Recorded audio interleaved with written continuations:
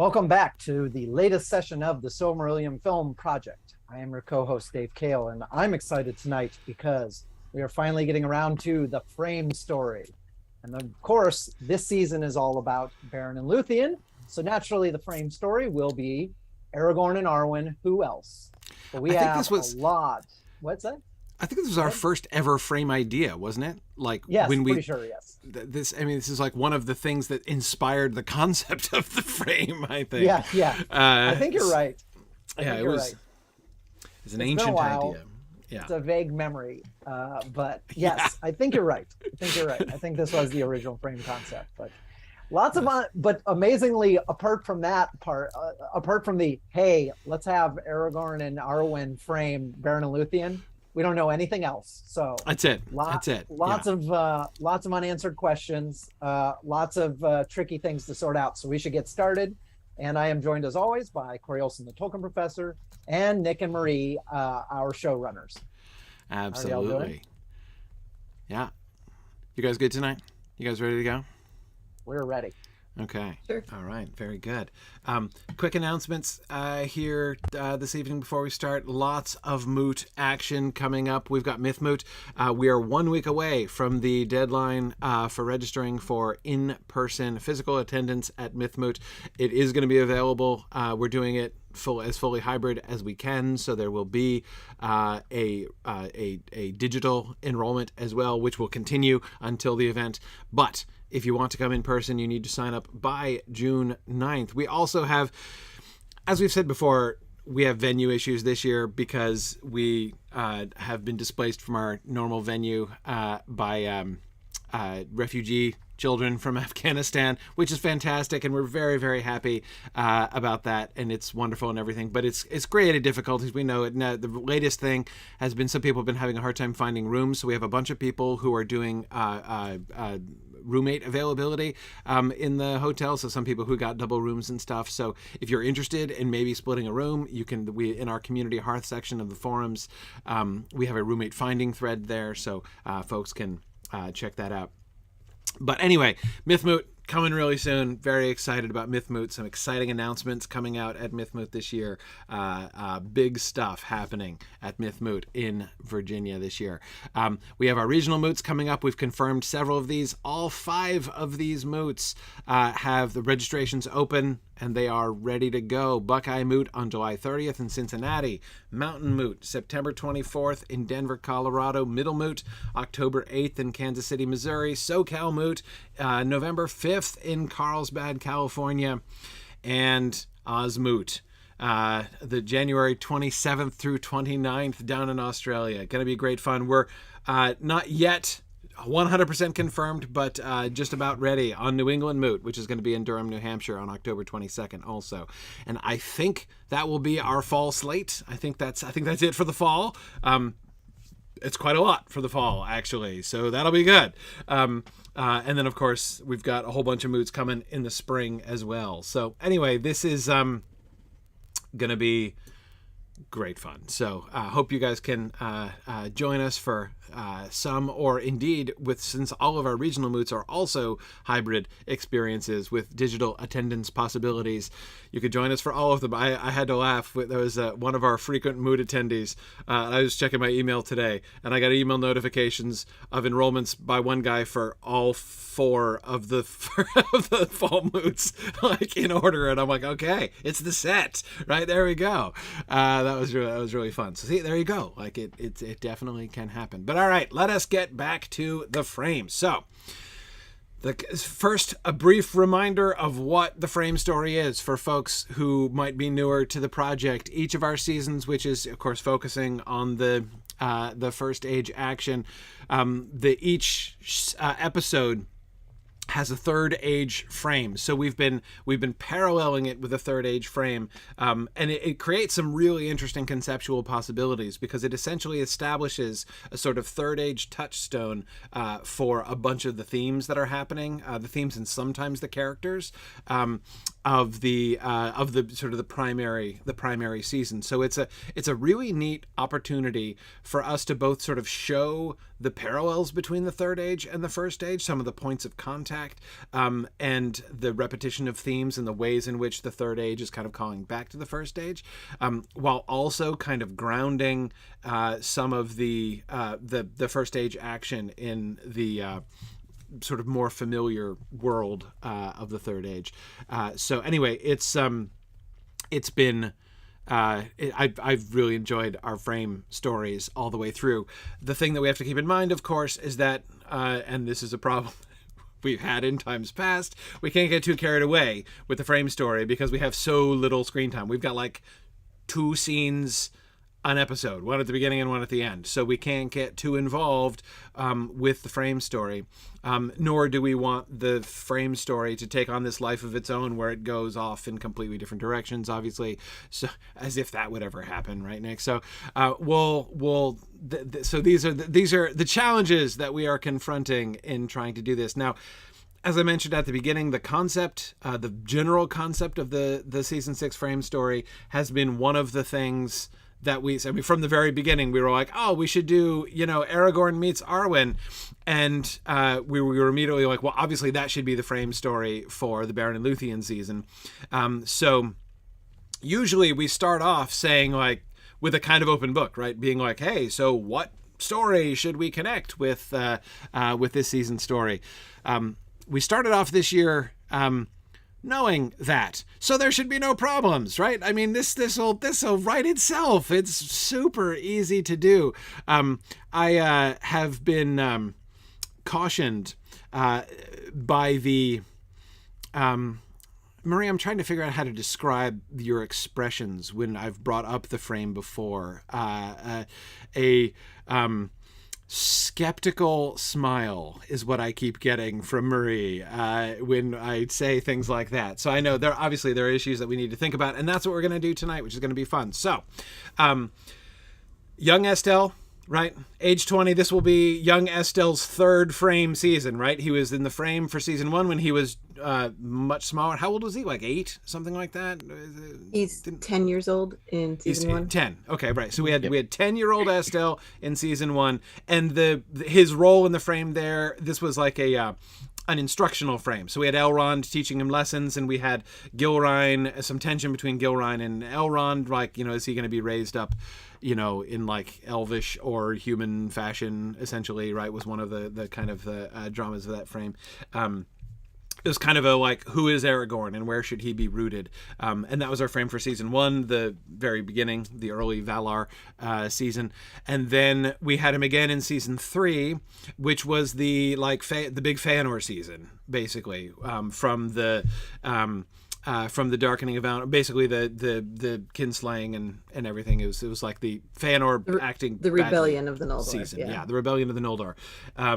And we had teenage Aragorn, age 16 is where he was. Yeah, so we had 16-year-old Aragorn, kind of feeling himself a little bit and pushing some boundaries and learning some lessons with Eladon and Elro here out in the wild. So now we're returning to young Estelle at age 20. This is the time when he learns his heritage as Aragorn, son of Arathorn, and meets Arwen, of course, and they have their famous, he calls her Tinuviel, right? And we're going to have the obvious parallel of the scene that we're going to be spending so much time in episode 4, right? Episode 4 is the Tinuviel episode. Okay, so the connection's really obvious, right? The parallel between Aragorn and Arwen and Beren and Luthien is really strong and something that it just feels enormously natural to really kind of lean into and play on in the course of season 6. But how do we get it? I mean, it's like a scene, right? In the original. So how do we make this work? So okay, so issues. Look, I just summarized this. So look, Maria, I was anticipating the slide. I didn't exactly follow the slide. I was anticipating it, but there we go. So yes, so this is what we had in him before. Now Arwen also appeared before. She appeared in the season 2 frame. In season 2, of course, was the awakening of the elves and the migration to Valinor up through the darkening of Valinor. We did like a whole bunch. It was like almost 2. I think that was the season that's really most like 2 half seasons stitched together. Really, it's the only season in which we did a huge chronological jump in the middle of the season, basically, when we got them to Valinor, and then we came back like a generation later, basically, and had to introduce a whole new, Galadriel's generation of character and everything, the kids and whatnot. The elves, the generation of the elves who were born in Valinor, right, all got introduced in the second half of the season. We went through the darkening. Anyway, so the frame of that season was Arwen hanging out with Galadriel and Celeborn. So we've already established her in Lothlorien in the frame of season 2, and of course that was the theme of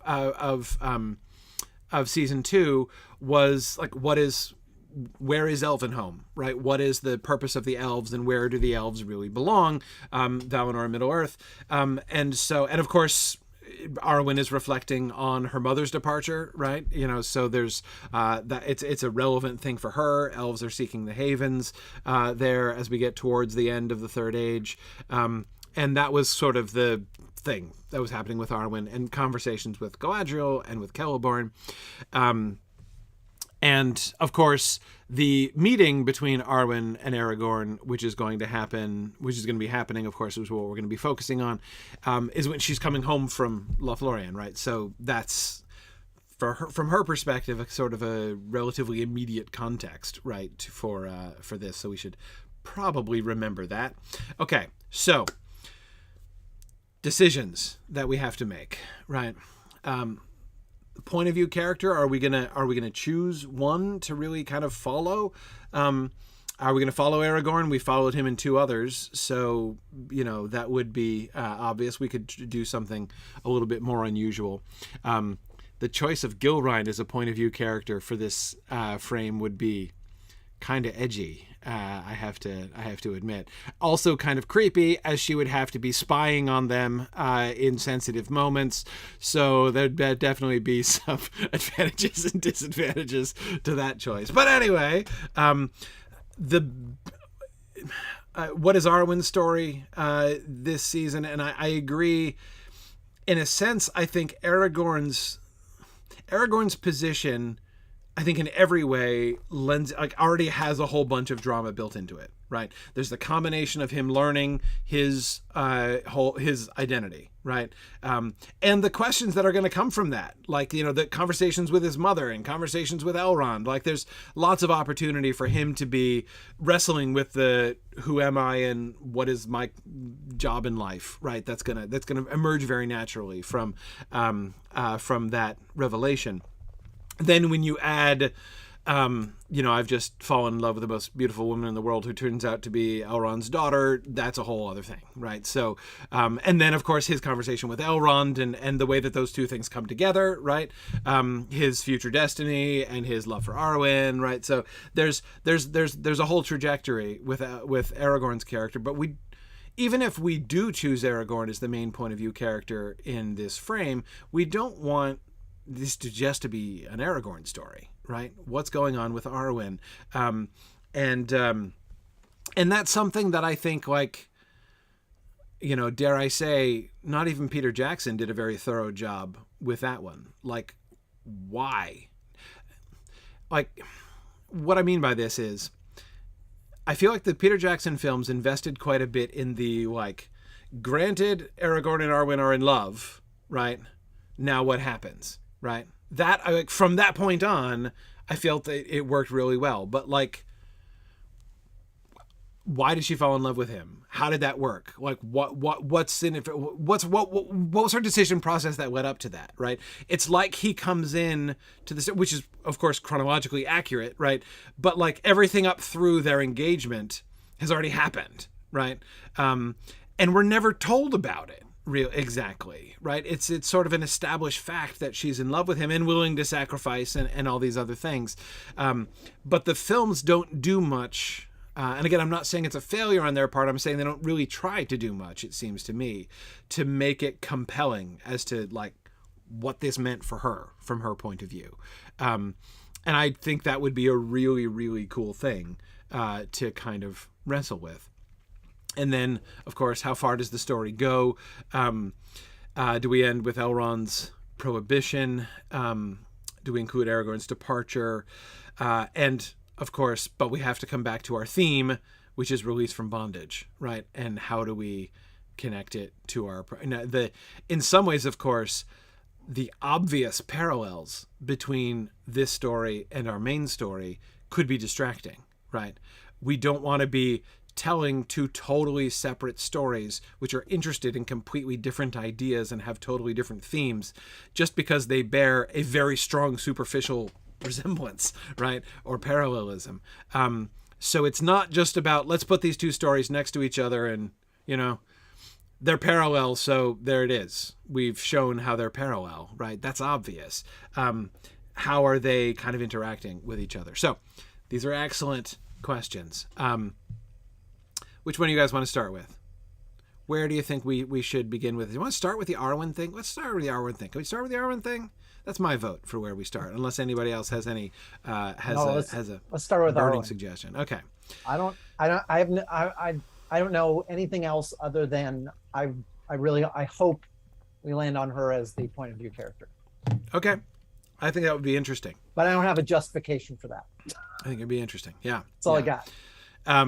Okay. It's her turn. We did Aragorn, Aragorn. Now it's Arwen's turn. True, There's yeah. your justification. There's a reason. Yep. It's not a great reason. We can decide whether we think it's enough, but yeah, it's a reason. So I think all right.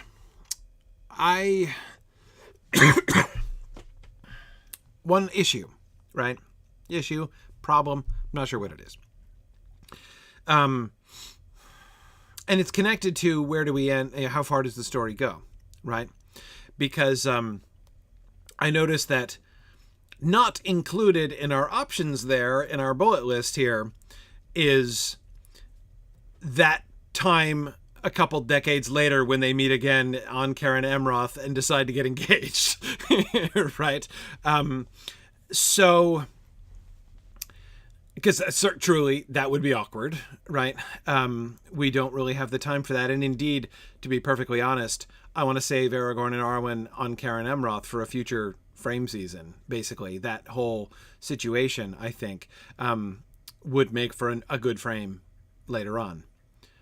Don't have a season in mind other than probably not Turin Turambar. But apart from that... I'm not sure. But anyway, like... Tour and Idril might work. That could work. Yeah. Bring them back in or for Elendil and Elwing. Right. Bring them back in for the other big elf. That way we connect all three of the big pairings, right, together. It's a good candidate. Anyway, okay. So we're not doing that, which means... My first question with Arwen, we need to figure out where she's coming from, but at the end of the day, we need to figure out where she ends up at the end of this frame, right? What's her perspective at the end? She's not agreed to anything, right? I mean, there's no... I think the thing that's most challenging about doing this element of this story is that everyone's going to expect it to culminate in, Aragorn and Arwen standing together on like a little bridge with misty light and everything, right? Like that's what everyone's going to expect, and it's not going to happen. Like they're not going to kiss. This is not a getting together story. This is an Aragorn falling in love story. This is an Aragorn's destiny story. In this sense, the plot driver of this element of the story really is an Aragorn story, right? Arwen's obviously involved, and it's one of the reasons why, Dave, I agree, it does seem like especially interesting and challenging to say, like, let's do the Aragorn story from Arwen's perspective here, right? It makes it really fun, but it is Aragorn's story. What is Arwen's version of this story? Presumably she's not like actively creeped out by him or something, right? There has to be some positive reaction on her part. Yes. But I don't think she falls in love with a 20-year-old kid either. Yeah. Right. Because there is a significant age gap between them at this point. Tolkien, in his many mathematical calculations that we read about in The Nature of Middle-earth, which were delightful, one of his touch points, so like basically really short, I'll try to do this in like 3 sentences. Tolkien was working on the relative aging patterns of elves and humans, and they were analogs to each other. They were aging in analog patterns, though at different rates. And he wanted to devise a system that would work systematically, that would fit with the stories that he'd already written. And one of his big touch points that he comes back to again and again to check his math, essentially, to see if it works, was the marriage of Aragorn and Arwen. And the goal, like what working looked like, clearly, is that he wanted them to be a comparable age. He wanted them to be a compatible age with each other at their engagement point, and therefore at their at their wedding, so that when they're married, there's not a huge age gap. And I know, a lot of people are like, wait a second, she's thousands of years older than him. What do you mean no age gap? That's what he was doing, right? With those, like, elves are aging at like 144 years to 1 ratio, but it's so like, where was she in her aging pattern compared to where he is in his aging pattern? And those, like, their real ages, right? Their real, like, life experience, maturity ages, like where they are should work, basically. So it's not about the absolute numbers. It's about where they are in their aging patterns. That's what he was working on, right? And he kept coming back to this. So therefore we have, in this sense, an unusually clear insight into Tolkien's picture, like what he wanted to see there, right? And what he wanted to see was maybe Aragorn a little bit older than she, in fact, right? But or if she's older, not very much, right? So it to look like they need to be within about the same age. And one of the major touch points was their engagement point later on, when they make the decision to commit to each other. Which means, according to this, so she's much older than he is at this point, right? And remind me, what is he, like 80 when they get, I mean, it's decades later that they, or is it, it's 50. Okay. Right. Mm-hmm. So it's a few decades later when they get together, but now he's not the equivalent of human 50 because he's aging in a Númenórean pattern. So like neither one of them is aging at a 1 year to 1 year basis. Right. So he's aging on Númenórean patterns. She's aging on elvish patterns. But the point is, at the age of 20, he's a wet behind the ears kid. She's already the equivalent of like a, what was it? I'm forgetting, because it doesn't make it easy that he changed his system 3 or 4 times trying to tweak it. And so I'm trying to remember what her age was in equivalence. And there are like 4 or 5 of them to remember. So I don't even remember which one was the later one. But he wanted her to be around like 30, like early to mid 30s, basically equivalent. So she's the maturity level equivalent of a like mid 30s woman, and he's 20, right? That's their situation right here, right? Okay. So what's her perspective? Were these, by the way, concerns with Beren and Luthien as well? He didn't do those calculations with Beren and Luthien. I think he probably didn't want to figure it out. Yeah, it's actually, Luthien's born before the rising of the sun, which makes the math much worse. Much worse. Yeah, much harder. That's that's true. Also, would he had he finished this project, would he have been obliged to go back to the Lord of the Rings and remove that line where Legolas refers to everybody else's children? So he does that kind of thing. Like, one of the things that he does is like try to rectify his later system with the things that are said in the Lord of the Rings, and some of them are kind of hard, right? Indeed, he has to at one point he has to play the scribal error card with the, I think it was with the birth date of Celebrian. I think it was. Anyway, it was when he was dealing with Galadriel's age. Because Legolas has to be, he's referring to them as children, but in this scaled aging system, he's got to be younger, right? He can't be that old. It's certainly not old enough to be looking down on them, and certainly not Aragorn.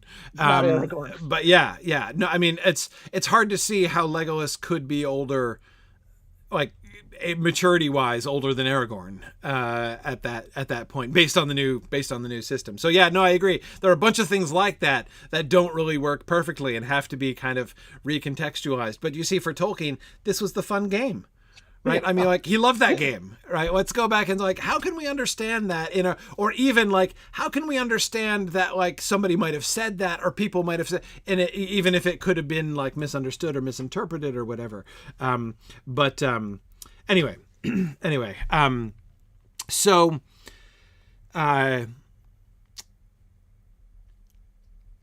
she is, if we go by Tolkien's later schema, which we don't have to do, right? Indeed, we're departing from Tolkien's later schema pretty wildly in lots of ways already. But what's her story? So she comes home, mid-30s. She meets this guy significantly younger than she. Now, this is not like a Padme and Anakin in the Phantom Menace kind of situation, right? He's at least fully grown. He's, again, she's like the equivalent of like 35, 36, and he's 20, right? That's the age gap, functional age gap, according to Tolkien's later schemas that we're looking at here. Now, again, having said all this about Tolkien's aging schemas, not sure we need to invest ourselves necessarily very thoroughly in this. I just wanted to throw that out there in the kind of like narrative context in which he was kind of placing Arwen throughout this process, if we're trying to kind of answer the questions here. One of the things which is relevant, which sort of fits with that, but also is kind of more important and more relevant, is her cognomen, right? Evenstar, right? She is the Evenstar. She is, which means a couple things, right? On the one hand, it talks about her kind of prominence, right? She's like Luthien almost come again, right? But she's the evening, right? I mean, remember the famous line about "You have given your love to the evening, and I've chosen the morning," right? This is Gimli being poetic about this later on. She is associated, connected through her name, through the name Evenstar, with the dwindling and fading of the Elvish people, right? Like, she knows herself to be near the end of the Elvish story. I don't want to. I'm resisting going so far as saying that she embodies or symbolizes the end of the elves, but that's actually close. I think, like, self-consciously, like, she's aware of the fact, like, she's like the last hurrah of elfendom in Middle Earth, right? There's a way in which she's really connected, and she's aware of that, right? She's aware of the ending, and this is one of the reasons why I really like what we did with Arwen in season 2 frame, right? As she's thinking about this question, it matters for her, right? How is the story of elfendom in Middle Earth going to come to an end? That's like a question that's relevant to Arwen. Like, I think she has every reason to believe that one way or another she's going to see that happen, right? When the curtains come down on the age of elves in Middle Earth, how's that going to be? What's that going to look like? And I have to think that that's relevant to Arwen's ultimate decision to marry Aragorn. I'm not Yeah, I saying mean, she yeah, throws herself at him for that reason, but I'm just saying. right. At this point, she hasn't figured that out. No, of course The not. marrying Aragorn thing. Yeah. But I do think that she thinks she has a part to play, and that Yeah. she has an important role, an important contribution to make. Yeah. Because if she's not just the last of her tribe, she's the even star. She's supposed to be a bright, shiny example of something. Yes. Of something. Like, so exactly. She has but a of thing what? to do. Yes, Well, but yeah. what is it? Exactly. What is yeah. it? Exactly. Yeah. So I think that her story in this season should be taking another step along figuring out what her path is going to be, Yes. without necessarily saying, yes, Queen of Gondor, mother of the next king. Exactly. Like, right. That's not she's not there. necessarily on the table yet. Yeah, exactly. No, but no, that's, I mean, if you think about it, it's a really a logical progression, right? In season 2, we had her kind of confronting and wrestling with the question, like, what's the job of the elves, right? What were the elves supposed to do? Are we supposed to be, is our place here in Middle Earth? Is this what we're supposed to be doing? And therefore, is it wrong? Like, is it like an abdication of our role to go to go into the West? Or is the West ultimately where we're supposed to be, and we're faint-hearted loiterers, to coin a phrase, by staying here in Middle Earth, right? That was like the, not crisis, but that was the question, right, that she was wrestling with. And so that's a big, like, elvendom question, right? Point of elves question. So for her to, having wrestled with that some, not, as I recall, exceptionally conclusively, but anyway, like, having wrestled with that question, then in this season, we have her asking the far more specific question, what's my job? Right? What's my role? What is my what does fulfilling my destiny look like? Right? And she doesn't know the answer to that yet. It's directly related, right? It comes from, like, you first have to work out what's the point of elves, right? And then figure out, okay, what's my, within that destiny, right? Within that purpose, what is my specific, I am the even star. What does that mean, right? What is my role supposed to be, and how am I meant to do it? Yeah, I think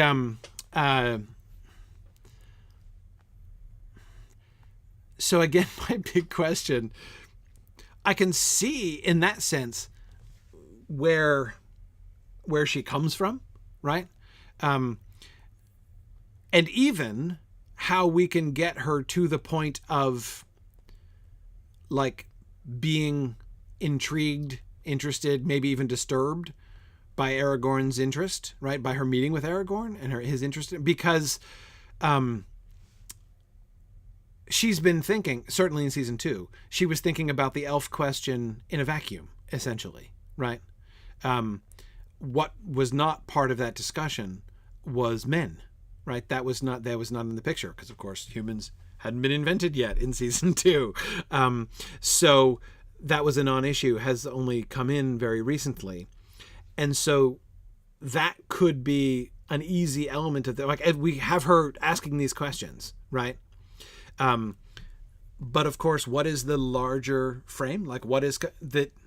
If this is the end of the era for elves, what comes next? And of course, everybody knows what comes next is the dominion of men, right?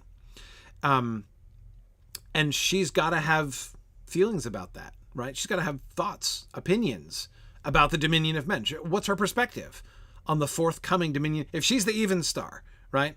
If she's the one who in some sense, either symbolically or even in some kind of literal fashion, is going to be sort of presiding over the end of elvendom in Middle-earth, what's her attitude towards the dominion of men before she meets Aragorn? She could be asking herself that question. Like, what is my role in this? Does she know that she is supposed to be the even star? Like, like, I don't remember exactly when she gains that appellation off the top of my head. But she could be just trying to figure that out, because basically where we left things in season 2 was essentially the answer to the question, where is home for elves? the answer is it depends. It depends on who you are. Yeah. Right. Yeah. And so who is she is the question she is left asking herself. Right. Right. Right. And she could be asking herself that question in regards to the diminishing of the elven kingdoms and the rise of the dominion of men and all that. Right. Now, of course, the rise of the dominion of men is nothing really new. You know, the second age, it's the not late terrifically second sudden. age. Yeah. There is something new and sudden going on, though. The return of Sauron is new and sudden, and the thing that's been happening over the last 2 years that maybe Galadriel and Elrond have opinions on that Arwen can be talking to them about. Mm-hmm. Her brothers have an answer to this question. They don't need to sit around and ponder this stuff. They know what their purpose is. Kill as many orcs as possible. Yes, exactly. Done. Right. Yeah. Like there is, to them, it's a very straightforward thing, but for her, it's not. Right. Yeah. Yes.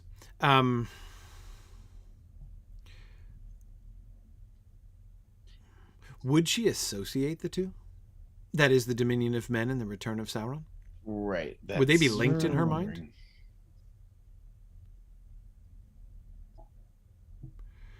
The Return of Sauron means more elves leaving Middle-earth. Mm-hmm. So that hastens the end of the elves. Yeah, right. Yeah, for sure. Like at the very least, in that, in that way, it's got. What I mean is like, do we be a little more aggressive, right?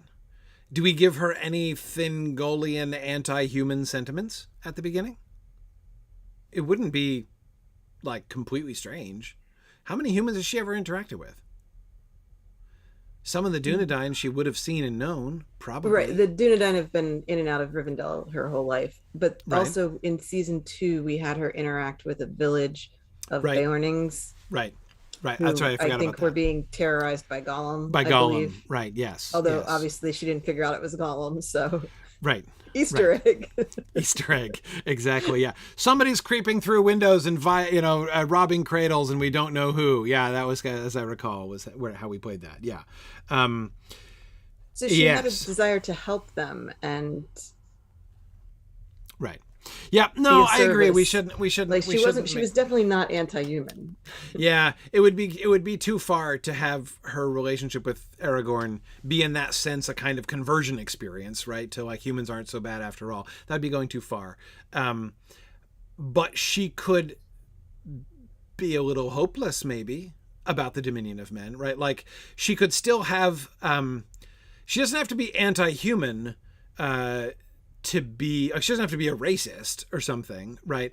In order to have a pretty low view of how the Dominion of Men is likely to pan out, right? Because her idea of the story of men is Numenor.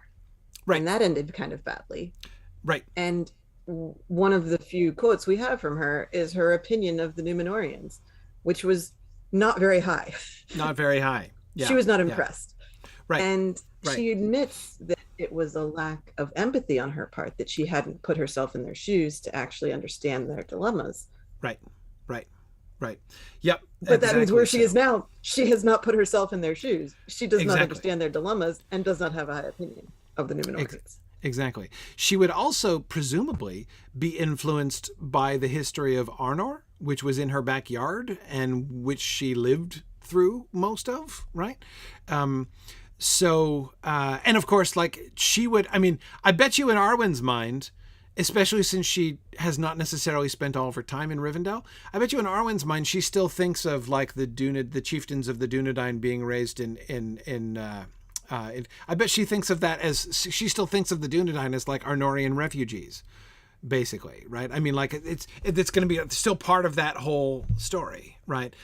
Which is still going to be a fall story, right? It's a, I don't know. Is like the remnants of Arnor still clinging around? And I don't think, does she see that as very projectable? Like, I don't know that she would necessarily, especially as you say, Maria, if her kind of defining opinion of humans ultimately, like big picture wise. Not, it doesn't mean she hates them. And I mean, I just, we showed her having pity for, humans and stuff. She doesn't hate them, but that doesn't mean she has high opinions of them or high hopes for what they're going to be able to accomplish. Right.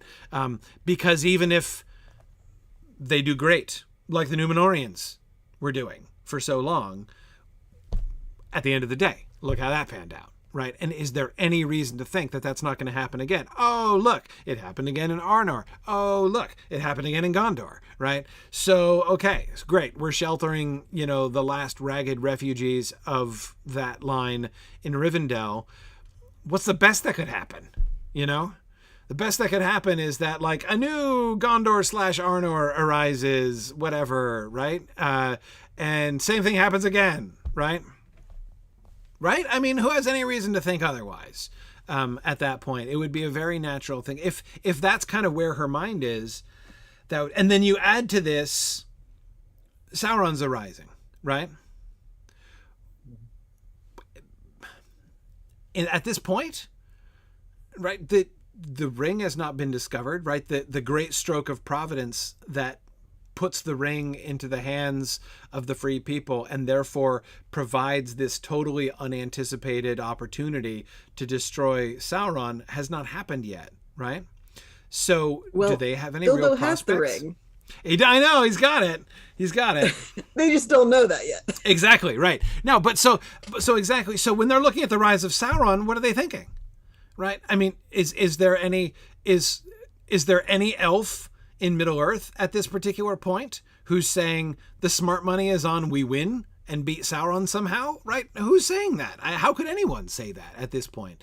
So she's got to be, so again, she even to her original, at best, I think, pessimistic view of the long-term prospects of the Dominion of Men, right, has to be added. Oh, and P.S. Sauron is probably going to win, right? The best we can reasonably hope for over the next century or so is for the elves to be able to escape Middle-earth. If not Sauron, some other force of evil, right? Somewhere down the line, like the elves. To the elves, like they're fighting the long defeat, and that doesn't necessarily mean that Sauron is the one that's going to win. It means that the world is going to get progressively worse. Yeah, very likely. That's what you see if you live for millennia in Middle-earth, right? I mean, like, how can you not draw that conclusion? This is one of the things that I'm kind of building up to here, as of course, in part, I'm kind of building up to the point that we're not going to get to in this season, right? But what it means when Arwen turns, so in some sense, again, this is sort of confessional on my part, right? I've always thought about this story from Aragorn's perspective. Like when I read the Aragorn and Arwen thing, I'm always invested in Aragorn's perspective because that's the story that's dominantly being told there. And so when Arwen says, we shall fight the shadow together, I'm not saying that decision always seemed like an easy decision, but it did kind of seem like a no-brainer to me as a reader, right? I'm like, well, what else are you going to do? Not fight the shadow? Like, the shadow's there. Like, you're here. Like, you're going to either join the shadow, or you're going to try to just run away from the shadow, or you're going to fight the shadow. And of those, like, okay, so, and, like, whatever. Like, but it's not a no-brainer, right? It's not from an elvish perspective. It is not at all a no-brainer to say trying to resist the shadow, trying to preserve, the human world, by which I mean the world of the future, because the world of the future is not going to be the world of elves, right? The world of elves is ending one way or another. It's either going to end well or it's going to end badly, but it's ending one way or another. The world that's coming is going to be the Dominion of Men, and whatever we do, that's likely to go downhill. That's what we see again and again, right? So when you start from that perspective and then Sauron comes and you're like, okay, great. What exactly now could possibly be the point of trying to fight for this, of trying to build something, right? It becomes, and the more I kind of try to put myself into her point of view here, the more it seems almost like a no-brainer in the other direction, right? Like, what's the point? Why would you do this? It makes it a more significant decision. Yeah, So I don't think Arwen, as we've portrayed her so far, is someone who is defeatist. Right. So I Right. think she has some confidence that there's things that can be done, but maybe that confidence is being shaken a bit. And certainly she never put her confidence in men figuring anything out or doing anything right. Right. That's the thing. She could have confidence. And this is I kind of think where the drama would be, which would be cool, is she could have confidence. She could have a vision for elves, right? And that she could have confidence in that. Like, I'm not saying she's defeatist completely, but what she doesn't have is confidence in men, that things are going to turn out well for men, right? I mean, what do you see? Things not turning out well with men, right? So therefore, the turning point for her, when she joins herself to Aragorn, that's the moment where she's basically saying, okay, I have a vision for how this can work out with elves and what elves might do, right? And I'm going to bring that together. And then there's humans fighting to try to preserve something and maybe make the Dominion of Men at least start off not sucking, right? And I'm gonna agree. I'm gonna bring these together. Like now we share a vision of like, let's do this thing together and bring those two worlds together, right? The last glory of the elves, right? The good ending of the elvish story, right, shall be the foundation of the Dominion of Men, right? Ultimately, that's where she's gonna get to, right? That's the sort of the larger vision. It's not just I think you're cute and I'm very much in love with you, right? That's the sort of the final vision of her choice, right, to join with Aragorn. She's not going to get all the way there, but I think that that's something we can begin to kind of set up, at least establish at the very least, at the start, we have to establish her vision for what she's doing, which means, by the way, I think we have to start the season with her in Lothlorien still for several episodes, don't we? So we can give her some time to talk this stuff through with Galadriel and Celeborn before she comes home? Or she could come home and talk it through with her brothers or something like that, I guess. But then we have to have her there. Elrond's available if you need to talk to somebody who's wise and has maybe compassion for the future and the past. Right. But what I'm trying to avoid is Aragorn and Arwen just happening to miss each other for like long periods of time. He could not he could be away. Yeah. But he's got to talk to Elrond and learn his thing. So I just don't want to do that like funny thing where like for weeks and days one leaves the room and the other enters. Exactly. That's what I want to avoid. So if we need time to establish both of them, right? To establish Aragorn learning his heritage and wrestling through what does it mean and who am I and what is my job, right? And she's going to be like, I'm the even star of my people. What exactly does that mean? What is my vision for the elvish people? Like they both have things to establish independently and then boom, they meet each other, right? And both of them are going to have kind of different perspectives on what that means to them, right? So I'm thinking in the logic of this, it would seem like halfway through the season is the earliest we'd want them to meet.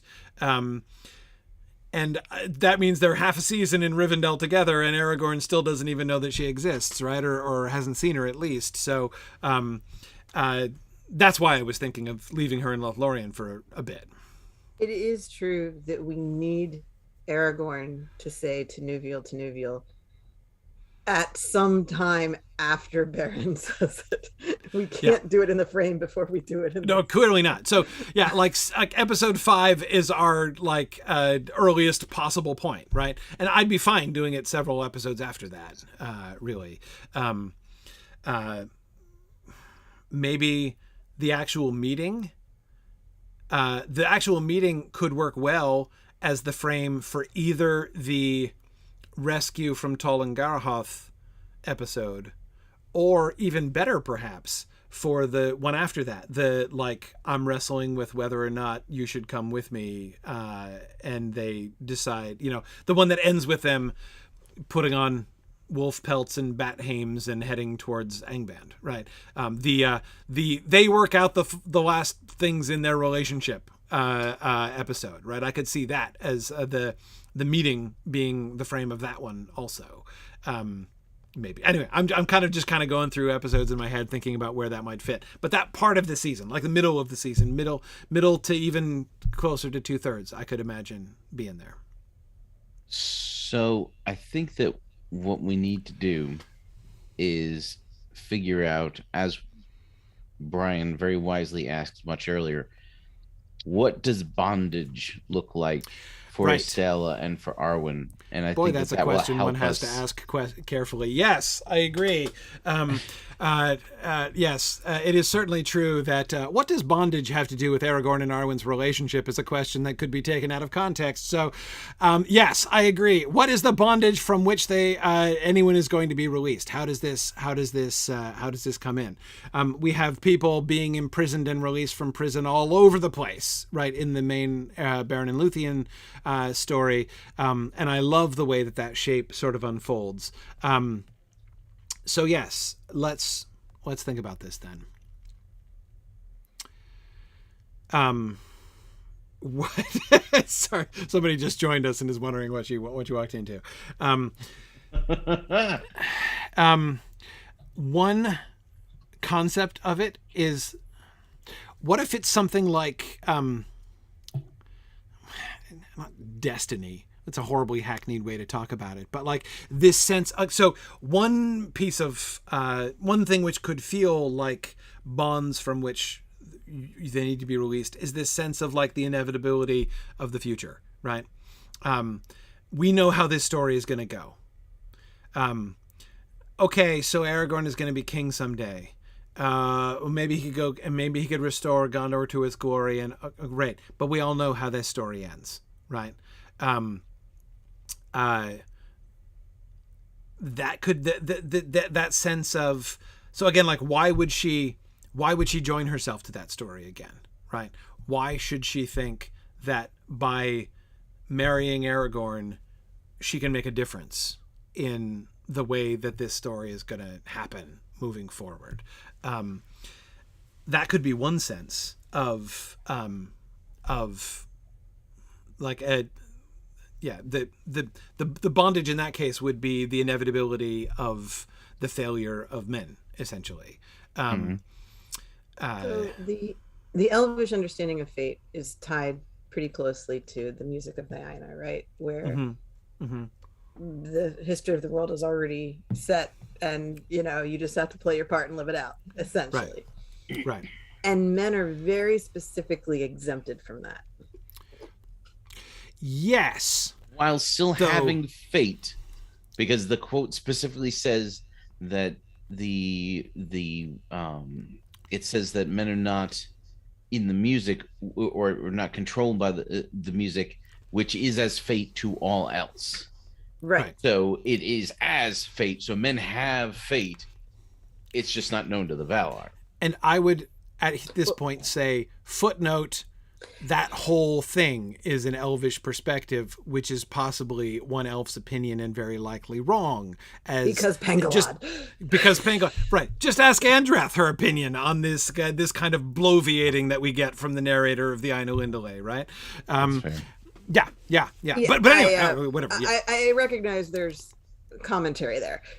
Where I was going with this is that while the inevitability of the downfall of Numenor, and then the Combined Kingdoms, and then Arnor, and then Gondor, and then whatever comes next, can be countered by except for the part where men can totally break the fate that seems to be in the music. Right. Yeah, and apparently. This is, so like, again...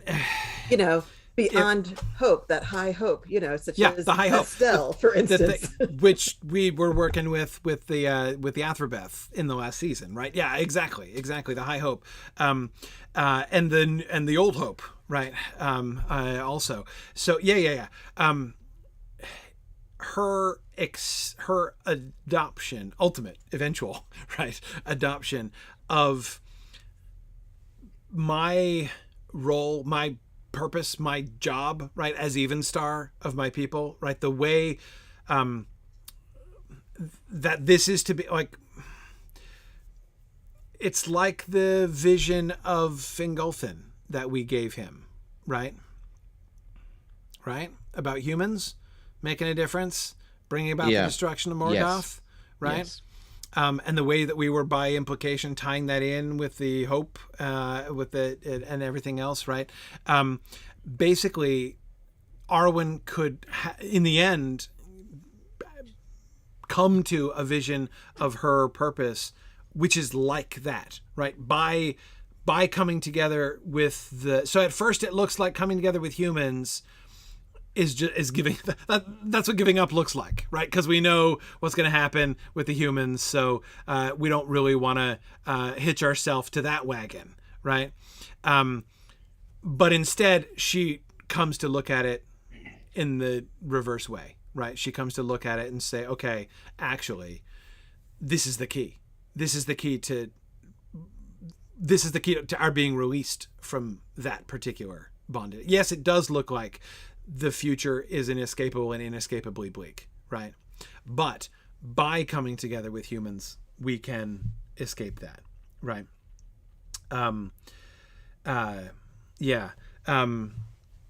No, I think, Brian, I think what I'm trying to stumble around to saying is the opposite, basically. Not that cooperation with humans is fatalistic, but that cooperation with humans is the escape from fatalism, is what I'm saying. Like, that's the rejection of fatalism. Fatalism would be saying, you know, there's no point in humans because we all know Numenor, we all know what's going to happen, right? So there's no advantage there, and things are going to guard, you know, we know that we have I have this fatalistic view of where things are headed for elvendom. The idea is that the union with that would be the opposite. Yeah. Brian, I hear you. I know I seem to be like suggesting nothing but really bleak and depressing perspectives for Arwen at the beginning of this season, and it's not my goal here. I'm just I'm wanting to get where her movement is, right? Yeah, and especially I'm trying to there has to be some kind of character arc, and like, keep in mind, once again, we can't have too narrow an arc, because if we do, we wind up back in season 2 where she's got to make these tiny little incremental baby steps along the way, and we have to have these painfully repetitive conversations. We don't have to do that, right? No, we don't have to do that. No, we don't. Yes, but I do think that she should become more hopeful by the end of the season than the beginning. So if we're worried about why she's so fatalistic in the beginning, it could be that she hasn't talked to her dad in a long time.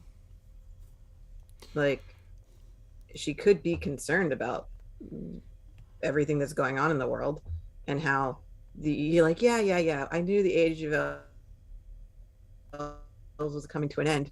I didn't realize it was coming to an end like next week. Right. You know, like like as soon as Sauron appears, it's like, oh, the time scale is now more immediate. So she might be worried about things and just a little scared. So not necessarily just like so terribly bleak in her outlook, as like legitimately concerned for the immediate future in a way that she hadn't been, you know, before she heard that news. Fear, that's interesting. What if it's fear that she needs to be released from? What if she's afraid for the future? I mean, we don't want to make her into a coward who needs a big, strong man to help her. But is that why she goes home? To be with her dad and her brothers? Because she's afraid?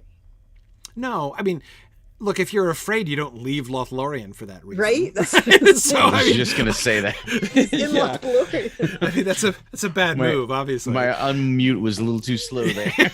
Yeah, exactly. But no, I don't mean that motivates her return, but it could color her return. I mean, she's, and it's not that kind of fear, right? It's not like, oh my goodness, like I'm afraid they're after me tomorrow, right? But it's like fear for the future, right? She's been talking about it with Galadriel and Celeborn, and now she's coming back and she's going to talk about it with her dad, right? So yeah, I mean, there are lots of different flavors of fear. Dread maybe would be a better way to think of it, but like, you know, dread for the future, right? That like is what's going to happen, is in the end, is everything that we're trying to accomplish gonna end up coming to nothing, right? You know, will there be anything left? Could be a question that she's asking. What if we were to kind of filter this, or not filter this, but connect this to Elrond's job, right? I could easily imagine, we talked about her purpose, like what is her purpose and her sense of her purpose? Here's one vote for that. What if she sees herself as Elrond's heir, essentially? Elrond's had a job, right? Elrond's job since the First Age has been the link, right? Kind of like what Aragorn says at the end of the Return of the King, right? It has been Elrond's job to keep alive the memory of the Elder Days in Middle-earth. Like, that's his job. That's what he's, like, from when he first entered Tolkien's stories, that was his job, right? But if he, if she sees, in some sense, that, like, her purpose is connected to that purpose, right? Eldon and Elro here don't feel this way necessarily, right? They're keen to fight against the shadow and kill as many orcs as possible. What if she sees, she's thinking about, as the Evenstar, right? And when she's asking herself, what's my job as Evenstar? She's thinking about the next transition, right? Elrond is keeping the memory of the morning alive into the twilight, right? She's thinking about what happens after I'm going to be around to see after the twilight, right? So what's that? What does that look like, right? That's sort of the uncertainty. The question, is there going to be anything left? How can we keep the memory of things alive, right? The whole, like, Rivendell scheme has been working out really well through the Third Age, right? That's been great. But we all know when the Dominion of Men comes, is the Hidden Valley of Rivendell thing, is that the way forward? Do we just continue with the same game plan, right, into the Fourth Age? And P.S., what if Sauron wins? For which, you know, at this, if you think about it in, like, you know, those modern sports analytics win probability calculations, right? Sauron's win probability at this particular moment is really high, right? So the Dominion of Men is coming, and Sauron's probably going to win. What do we do, Dad? What's next? How do we keep the memory of the old days alive into the Fourth Age? If she has embraced this as her calling, right, that she's supposed to keep it alive, and of course we can see where that one goes, right? In the end, there's obviously a completely new plan, right? Not just the Rivendell plan, but she's going to be keeping it alive in an entirely new way. She's going to join it together, right? She is going to herself, instead of let's remain apart and isolated and hold together, right, in my living memory and my library, the memories of the Elder Days, which has been the Rivendell plan, right? Instead, it's going to be, no, we're going to join with the humans, right? Through the descendants of Aragorn and Arwen is the memory going to be kept alive. We're going to join them together. So it's a new plan. Now, again, she doesn't have the plan yet, right? We're not going to get to that plan, right? But that could be the question that she's asking. And so I think I'm coming back to fear and dread. Fear and dread works into this, right? Is it all going to collapse? Will it all have been for nothing, right? And what could we do? What are the options? If hey, let's go out and win, right? Let's go out and defeat Sauron. That's not really on the table, right? Eldon and Elro here might think it's enough just to fight the, orcs wherever they find them, right? And maybe that works for them, but that's not going to work for Arwen, right? What comes next? And how can we help anything to survive? And she doesn't have any answers, right? She doesn't have any answers, and she has a lot of dread about what's coming, and that at the end of the day, her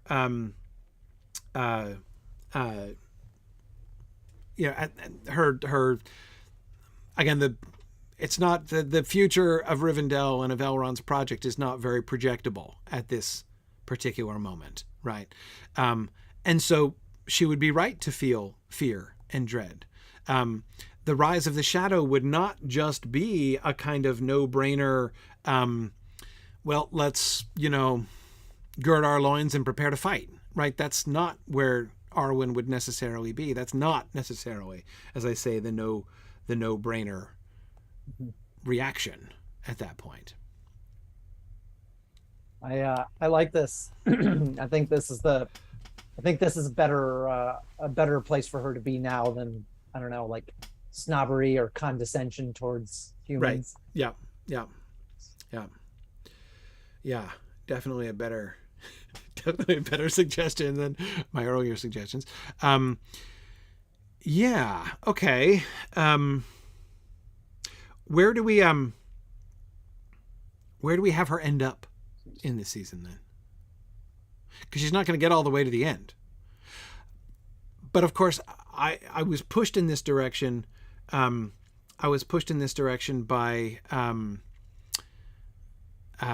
what was I pushing in this direction by? Oh yeah, by asking what the bondage is, right? And so the release, what they're being released from, is again, like the inevitability of failure, essentially, right? Despair. So, yeah.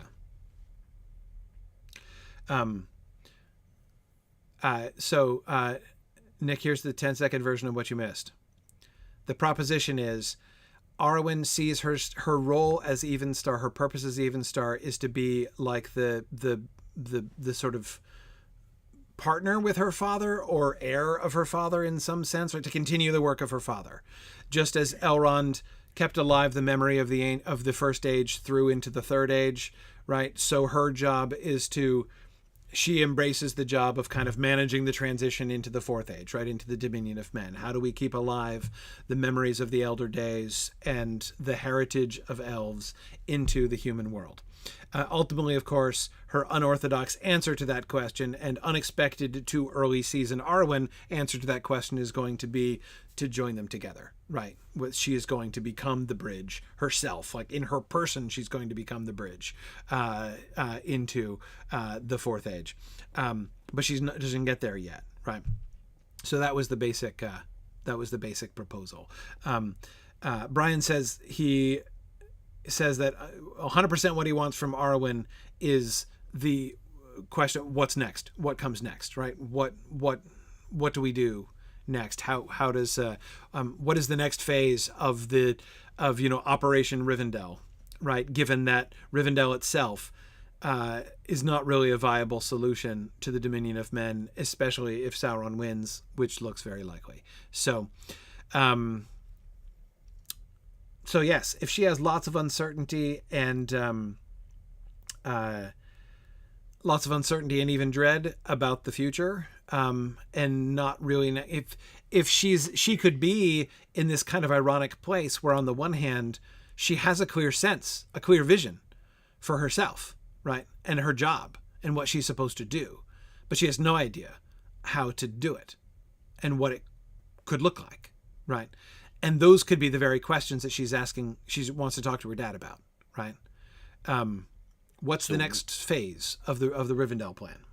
So where do we land her? I guess is like, how do we release her from the bondage in this season? Well, hope. Okay. Hope. So maybe she doesn't yet actually have hope per se, but she's introduced to hope. She doesn't. By the she end doesn't of the season. Possess hope. She doesn't possess she's hope. Made aware of the existence of hope, and she finds out that hope is pretty into her, right? So that's something. So maybe her intention is she sees herself as the future guide. Like she's like in fulfilling Elrond's role in Aragorn's life when Elrond is gone. Right. She is doing her job. She is released from the dread of what's coming because hope exists and she has a role in keeping hope alive. I have to think hope like hope Hamilcar has to be did. Yeah, exactly. Just like Hamilcar. Yeah, I think hope has to be the pivotal thing, doesn't it? Like the concept of hope has to be the pivotal thing. Which, by the way, is the perfect springboard into season 7 anyway. Like hope is what's going to be born in Maedhros, for instance, right? Hope is indeed begotten by the story of Beren and Luthien in the context of the First Age, right? So that's a way we can, on the one hand, obviously, to a certain extent, we're going to have to cheat, right? Like there is nothing like the kind of closure to Aragorn and Arwen's story. There's nothing even vaguely like the kind of closure that we're going to be able to, even with the sort of unresolved nature of the Beren and Luthien story in episode 13, it still has a ton more closure than Arwen and Aragorn's is going to be. So there's not going to be no one's going to be set loose from prison in the frame story, right? And so we have to, there's a sense in which I think we have to cheat, but I think it's a cheating that can work, right? If the answer is hope, right? If a release from bondage is hope, the release of her dread that it's not going to work out, that she's going to fail, that there's not even a path, right, towards success in her, like a plausible path, right? She starts off this season with no Umdir, right? And she ends it with a little bit of Estelle, right? Yeah. Something like that. And that's what can still fit the release from bondage thing. And if we did it really, really well, then... Which we will. Well, obviously, the hope theme, which comes in through the frame, can kind of infect the main story in a sense. Because hope is not a central... episode 12 and 13, right? It's not really about hope. Hope is not going to be our primary focus there. But we can bring it in through the frame, and therefore we can kind of infect it through the frame and then use that springing forward into season 7 with Maedhros. Because, by the way, Nirnaeth Arnordiad, hope totally has to be our theme next season, doesn't it? Yeah. From Maedhros' hope in the beginning to Day Shall Come Again, right? I mean, no brainer, right? Speaking of hope, what's Estelle's bondage? Is he bound? Okay, this might be a little easier because of course he lands smack dab in the middle of it anyway, but does he feel bound by his heritage? Yeah, let's think a little bit more about his perspective on this, right? Because this is level, super exciting to find out. Surprise, you're important. Surprise, I'm an almost king. Yeah, that's fun, right? That's fun. But huge burden, right? Like it's got to be like exciting until suddenly the crushing weight of responsibility falls upon you, right? I just can't wait to be king. Oh no. Right.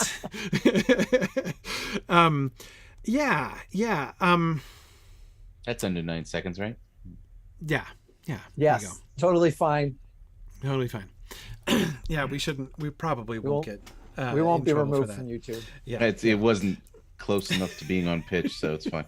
That's it. They'll never recognize it, Nick. That's The the good algorithm thing. can't detect. Yeah, exactly. Yeah. Okay.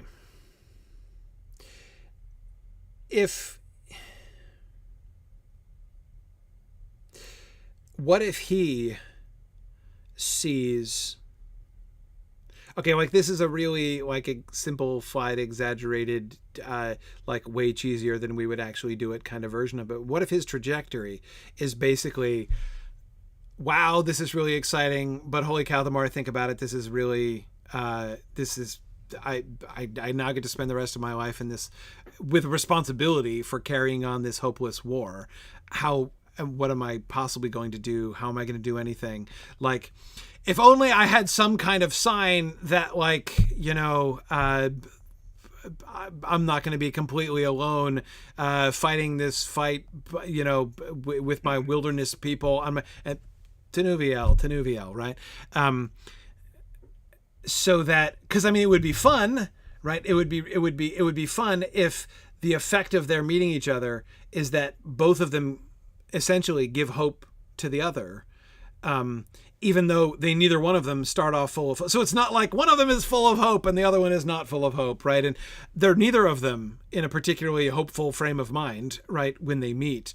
But the result of their meeting is both of them having, you know, because Estel is this is about the difference between Estel and Amdir, right? Amdir is the hopeful feeling, right? The I think things are going to work out just fine concept.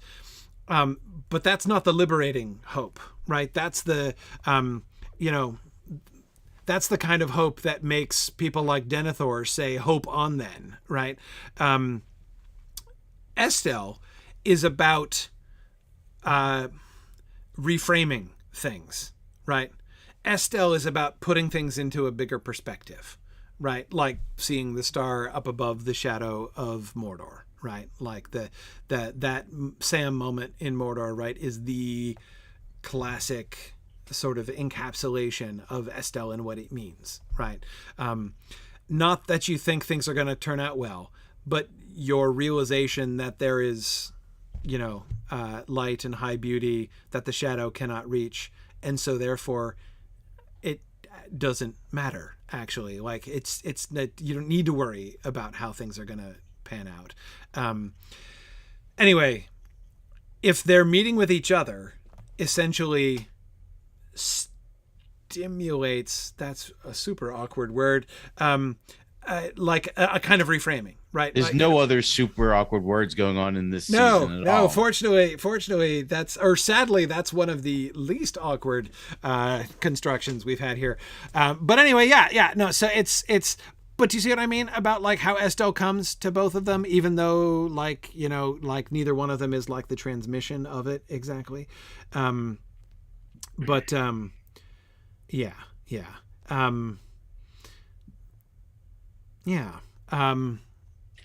does he have almost like the I just met the girl I'm gonna marry kind of realization, and against all odds, like that's just he's just, no, I'm convinced this is gonna happen. My father tells a story kind of like that. Right. So, you know, like how confident is Aragorn? Yeah. I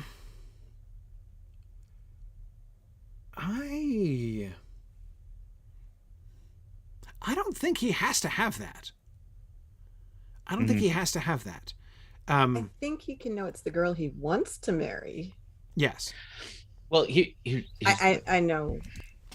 Here's the thing. If we're trying to set up this situation where now he feels like he is released from this loneliness that's going to be created by his position in the world, I feel like he kind of has to be. No, because the Estel version of that is that Luthien for a time should be. Baron just doesn't exactly need what I was thinking. Luthien to be his. He just needs Luthien to exist in the world. So basically, what Aragorn's getting out of this is Arwen as a muse, you know, a beautiful woman who exists and is inspirational, and he can live his life knowing that she's safe in Rivendell, and that will be enough for him. I'm thinking of it almost from an Arthurian perspective, right? The Arthurian perspective, by the way, which is explicitly invoked in the whole Gimli Éomer business, right? In the Return of the King. Or I mean, like, when Éomer says, like, I'm willing to do battle, like, to defend the idea that the queen is the most beautiful woman in the world, like, if that doesn't make you think of Lancelot, you're not doing it right, you know, like, it's but anyway, so I find it that could do it. I mean, I think that could be enough for him. I don't think he has to come out being like, I'm going to marry that chick, right? Because, I mean, that's a super cheeky thing for him to say. And he might have that notion, but is he even going to say that? He's 20, I know. But is he even going to say that to himself, right? So maybe. Here's... I like, by the way, sorry, Nick. No, go. I like the idea that I feel like if this entire season there's no romance, it would subvert expectations. I kind of like that. I like that it's sort of like their head spaces are in different places where they don't even give like any thought to like that even sort of being a thing. Maybe right at the very end. There's like a hint. It's a little bit of a cheaty subversion because we're going to go right back on it, and that's right. Yes. Right. Yes. Though it would be kind of funny if the one person who's thinking about it is Elrond. Yeah. Right. He's the one thinking about marriage. Right, pulling out Aragorn aside and saying, by the way, you know this can't happen, right? Or rather, the only way in which this could happen would be here. And for Aragorn to be like, huh. Great suggestion. Now that you mention it, okay, really pretty. That inspires a plan, actually, right? Now, I'm not saying that he would be like, oh yeah, man, I never thought of that. Like, but that he... Like, that wasn't where he was thinking. Like, he wasn't even allowing himself to go in that direction until, like, it's essentially Elrond who kind of brings it up. So let me make sure that I understand where we're trying to land him. Where we're trying to land him is it's okay that I have to be king because Arwen exists.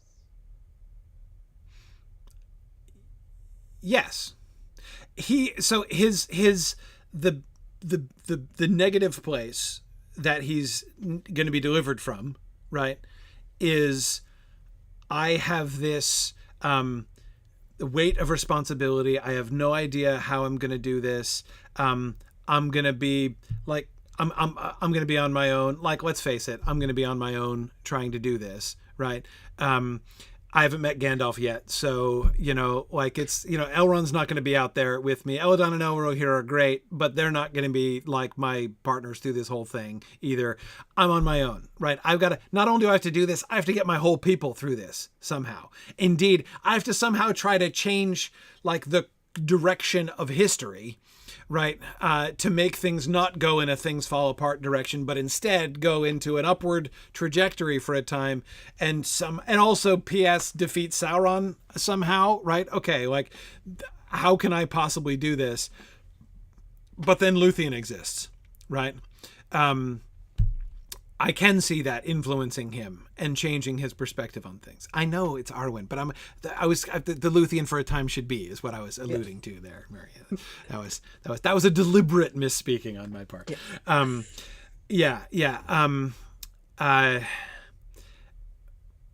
Just basically that it changes it doesn't have to change his assessment of facts, right? It just has to change his attitude towards it. He's got the same job ahead of him, and it's just as, like, hopeless and thankless. His Umdir is no higher, right? But again, what both of them would experience if we make Estelle the turning point, which only seems fitting, what has to happen is that both of them the meeting between them in different ways is going to kind of recontextualize things, refresh their perspectives. She is the star. She's the even star. She's the star that he sees above the shadow of Mordor. That's what happens to Aragorn at the end of the day.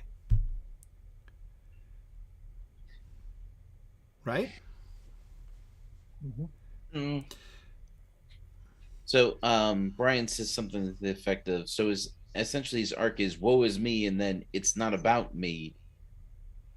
But yeah.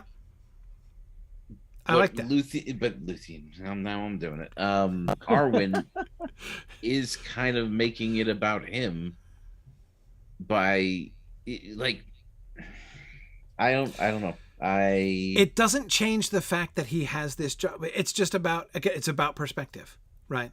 Again, Sam's job isn't any different before and after he looks at the star, right? His role hasn't changed. His outlook hasn't changed. Nothing's changed except how his perspective has changed, right? And that's the same thing with Aragorn. He has the same job, right?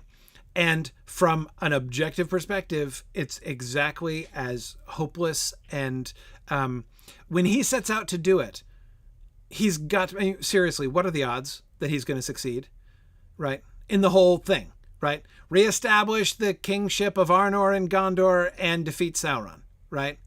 I mean, what are the Vegas odds on that for Aragorn at this stage, right? I mean, incredibly low. And they don't change, right? That's him meeting Arwen doesn't change those odds one bit, right? What changes is his perspective. So we'll find a way to make it. But the pushback I would give you as far as the Sam example is that, like, I'm going to tell that story with Sam in a scene that lasts 4 minutes, and the shift that we're making with Aragorn is going to be made over the course of like an hour. It's a little different. Well, but we don't have an hour of screen time. We're going to be lucky to have 4 minutes. Oh, well, yeah, but sure. But the moment isn't even going to happen until partway through. And not to mention the fact that we're also dividing. It's not an hour of screen time. It's a half an hour of screen time because Arwen gets the other half, right? So it's a half hour of screen time, at least 15 minutes of which, and maybe more, is establishing the early perspective and the ups and downs of finding out your heritage, and then like the ups of finding out your heritage, and then the trip down to the holy crap, how am I going to possibly do this? That's a trajectory that could easily last 15 minutes, right? Or more. And then you have the turning point, and then you got to process it, and you got to talk to Elrond. Right. And through his conversation with Elrond, what we see is his resolution moving forward. I mean, I agree. If this were like a whole season, this would be challenging. Right. But in Frame, I think we got time. Or we don't have more time than we need. I don't think. By doing this, we are cutting out a chunk of this part of the story. I mean, it might not be a bad thing, but the part where Gilrain's like, "Hey, Aragorn." Oh, Gilrain. Yeah. Okay. Wait, yeah. Let's talk about Gilrain. Where she's like, I don't think Elrond is going to be too thrilled with you in this regard, and now that you're leader of the Dunedain, you should pay attention to the fact that the leaders of the Dunedain have relied upon the goodwill of Master Elrond for the last. Maybe not alienate our one ally. Can we do that? Yeah. Give your first act as chieftain. Right. To make Elrond mad. Right. Could be. That would be a bad first day at the office for Chief of the Dunedain. Yeah. Not to mention, why can't you find a nice Dunedain girl and just make nice Dunedain children and. Yes. So first of all, which he still might if this is a courtly love situation, but right. Well, I'm not going full. I'm not gonna go all the way like Andreas Capelanis on this thing, but I am saying, okay, hang on. All right, wait, but back up to Gilrain.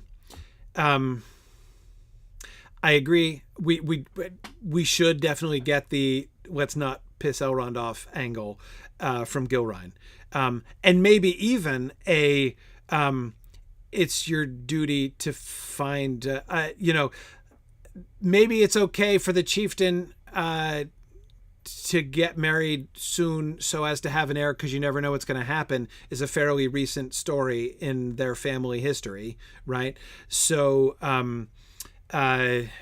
which Gilrain would be very personally in touch with.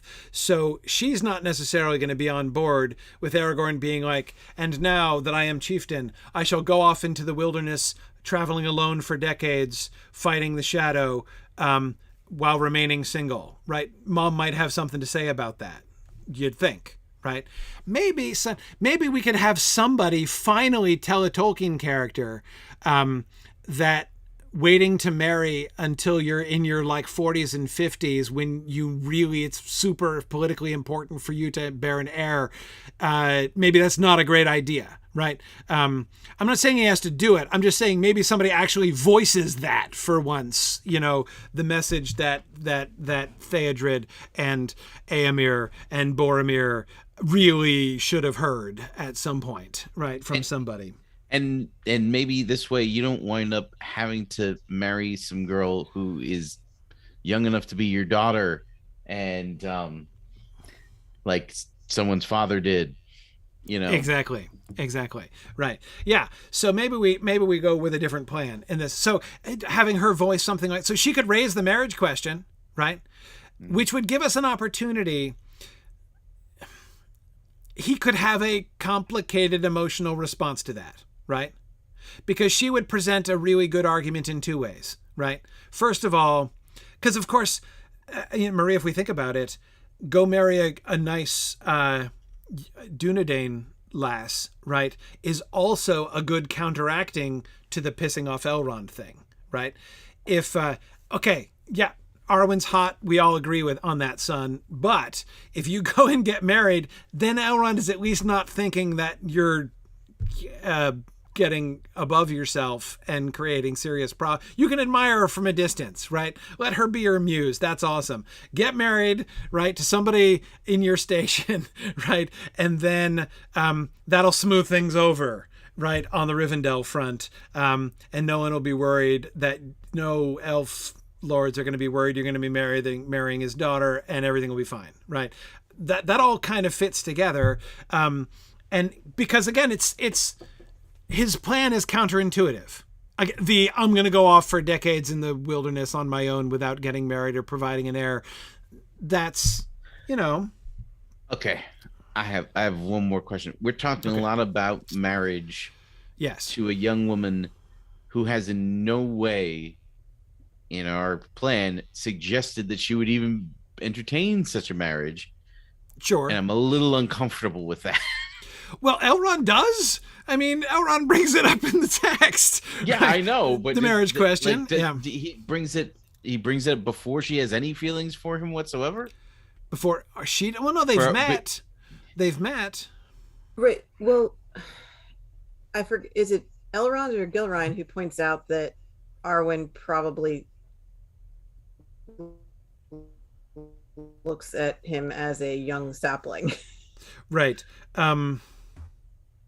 Gilrain. No, I don't remember. I'm blanking on that. I thought it was Elrond, because Elrond, it might be. What he says to Aragorn is not, you can't marry my daughter until you're king. Right. He says, you shouldn't get married until you're king. And he's like, oh, did my mom say something to you? I told her not to tell you about how I felt about Arwen. And he's like, I didn't mention Arwen. Right. But now that you've brought up that incredibly awkward subject, yes. Right. He probably thinks you're a little young, buddy. But no, I was talking about women. Right. Not my daughter. Right. So yeah, I mean, like the way the conversations about marriage come up, it's not about Arwen getting married. It's not about Arwen. Yeah.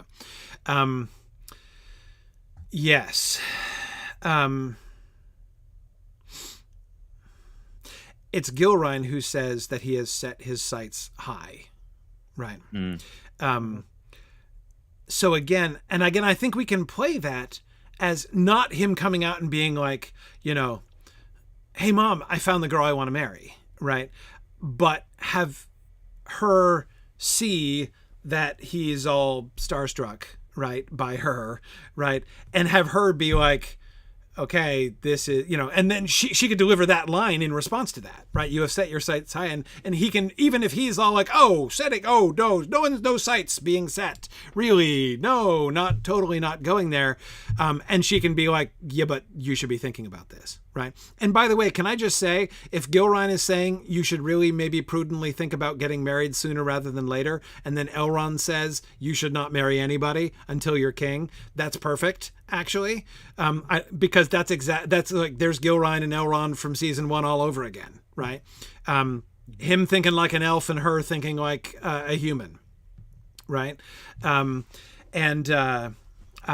love that, actually. I love everything about that. But of course, Elrond has like a little bit of foresight going on there, right? There's a good reason. I mean, it's ironic, right? Because in a sense, it's easy to characterize that conversation as Elrond saying, you can't marry my daughter, right? But in a sense, what he actually says is, save yourself from my daughter. At the end of the day, that's what it amounts to, right? So that's really interesting, actually. And again, not that he would say it like in those words exactly, but that's what it amounts to. Like, he has a foreshadowing that Aragorn should definitely not marry anybody until he's king. Meanwhile, right, there's Arwen being like, what is my job? What is my purpose? How can I possibly keep, the memory of the elder days alive into the dominion of men that is to come? And then meanwhile, her dad is in the next room being like, Aragorn, don't marry anybody until you become king, right? And that's like that connection's not being made yet, but it's there, right? Like, it would be there to be seen by the viewers, right? That connection, though neither Arwen nor Aragorn would make it yet. Right? Now, what does this have to do with Estelle? Okay. All right. Aragorn is fine with not marrying Arwen. Again, he's not like looking to propose in response to his experience of falling in love with her, right? But he's not on board. He would be aggressively not on board with Mom's plan to marry somebody else, right? He's not saying that he's assuming he's going to marry her, but he's not excited to marry anybody else. And so that desire is justified by Elrond's foresight, right? When he says, don't marry anybody. And Aragorn's like, okay, we're definitely on the same page there, right?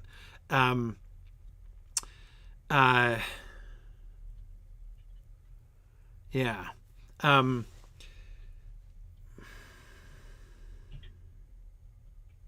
Okay.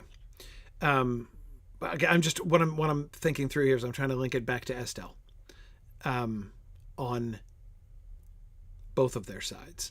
How are their perspectives changed, right? How are the perspectives changed? With her, again, I think it's beautiful and simple, right? She is the star that he sees above the shadow, right? She is the light and high beauty that the shadow cannot touch, which changes his perspective, right? For him in that moment, that's what she represents. In a sense, actually, in that sense, if he is looking at her in that way, if she is Sam's star to him in his moment of not despair, but low Omdir, right? At least. Not all the way to one hope, which is the wonderful Middle English opposite of hope, right? There's hope and then there's one hope. He's not all the way to despair, but he's cratering in the general neighborhood of despair, right? At that time. And then he sees the star, right, in the sky and says, look, there's light and high beauty that the shadow cannot reach. So I know the even star. Yeah. Exactly. It's the even star. Yeah, no, it's a perfect thing, right? It works. It's beautiful. But yeah, so which just makes him so he does the equivalent of Sam rolling over and going to sleep, right? He knows his job. He always knew his job. It's not like he was debating whether or not he has to do it, right? But now he can do it. Now he can do it knowing that a Luthien for a time is right. And so he is going to, that's his touchstone with Estelle and the hybrids, and so like you could say it really crudely, like now he has something new to fight for, but it's not like that. That's not an appropriate, it's not a sufficient characterization, because it's not about, again, Estelle is about touching base with a higher reality, not with something that you want. It's not about that. Anyway, okay. So I can see how the Estelle thing works for him. And then his mom is talking about marriage, and he's like, whoa. And then she's like, and she's like, and you're going to piss Elrond off. And he's like, oops, I wouldn't want that. And then he talks to Elrond, and Elrond is like, don't get married. And he's like, awesome. I agree with you. I'll side with you over Mom on this question.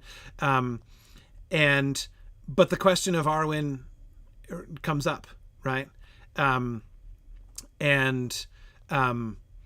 we can there's no reason we can't do, even if he's not thinking about marriage with Arwen yet, Marie, we can still have the moment, right? The like, did my mom talk to you moment, right? Because Elrond suddenly talking about marriage, especially in the context of it's Gilrain who makes the connection between Elrond and his feelings for Arwen. He's probably not thinking about Elrond at all, right? Like the idea that Elrond might be upset is probably not even on his radar screen, because he's not thinking about her like that necessarily. He's not thinking about marriage yet, right? But that Elrond might be thinking about it in those terms is raised by his mom, right? And so when Elrond starts talking about marriage, that he would have that reaction and be like, shoot, oops, did you talk to mom or whatever? Like that I think still works. But anyway, okay. As I feel like it works with Aragorn. How does it work with Arwen? The Estelle part.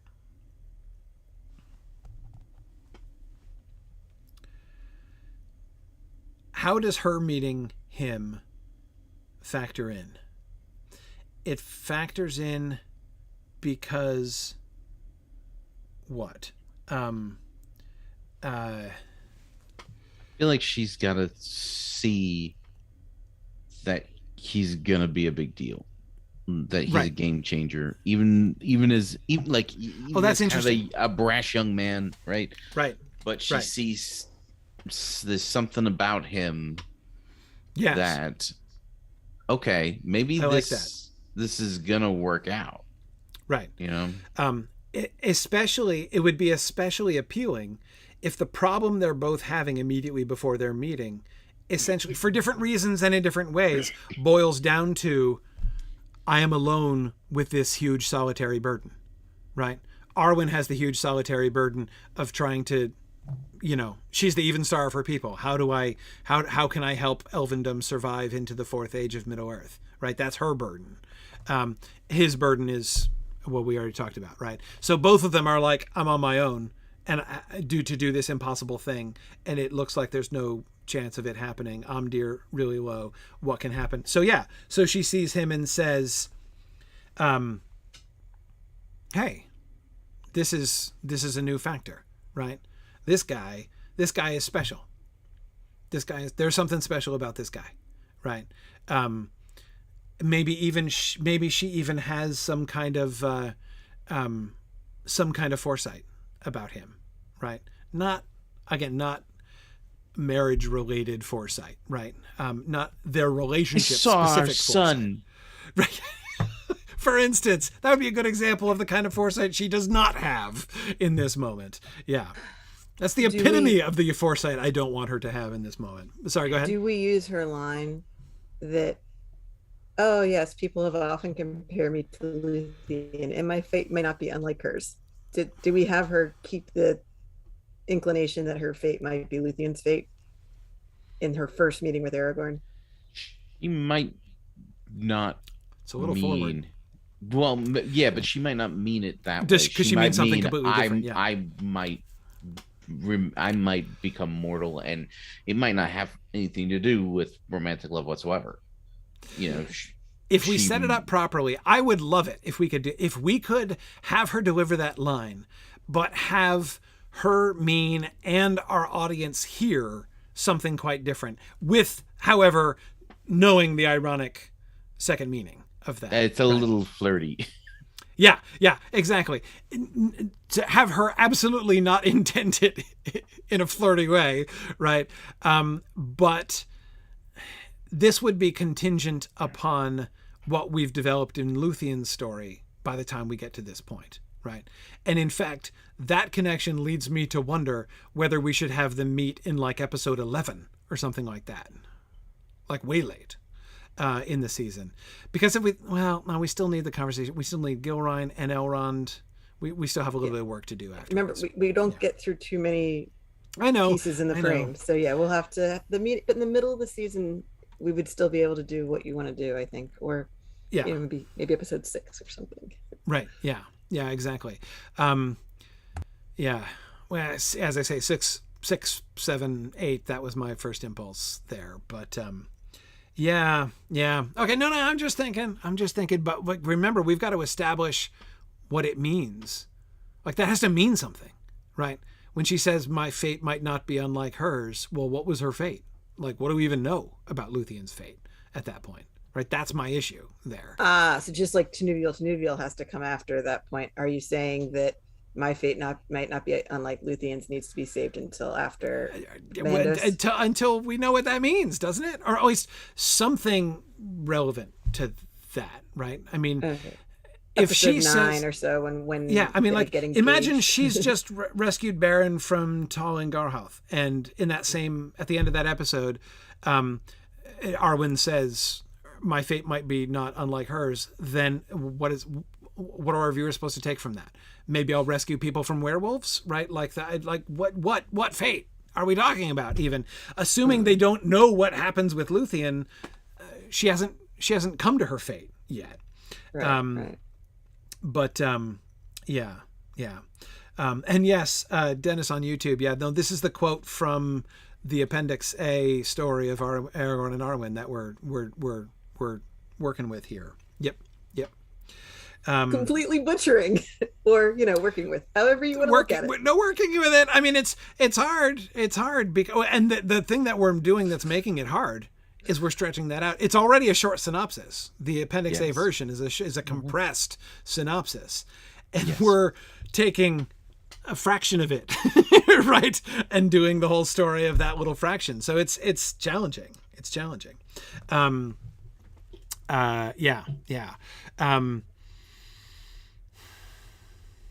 Yeah, that's to me, that's the hardest part of this story, is not getting them so far as an actual engagement by the, to not have that as the end point of the arc makes it hard to have this be a satisfying arc, right? But I like it. I think we